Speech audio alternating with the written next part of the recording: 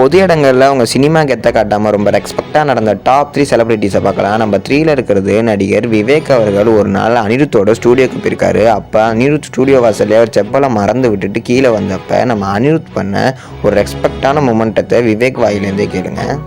செப்பலை மேலே விட்டோமேன்னு எடுக்கிறதுக்காக மேலே போக ட்ரை பண்ணுறேன்.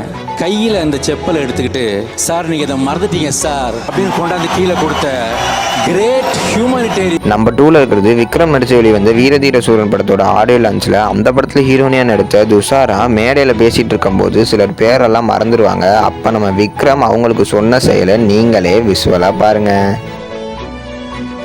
நடிகர் தனுஷ் நடித்து வந்த வாத்தி படத்தோட ஆடியோ லான்ச்சில் அவர் டிரைவரை அவர் என்ன சொல்கிறாருன்னு நீங்களே பாருங்கள். இவர் நட்ராஜ், இவர் வந்து எங்கள் அப்பாவுக்கு வண்டி ஓட்டிகிட்டு இருந்தார். இப்போ எனக்கும் ஓட்டுறாரு. ஆனால் இவர் வந்து எனக்கு ஃப்ரெண்டு தான், பயங்கர ஃப்ரெண்டு. வீடியோ பிடிச்சிருந்தா சப்ஸ்கிரைப் பண்ணிடுங்க.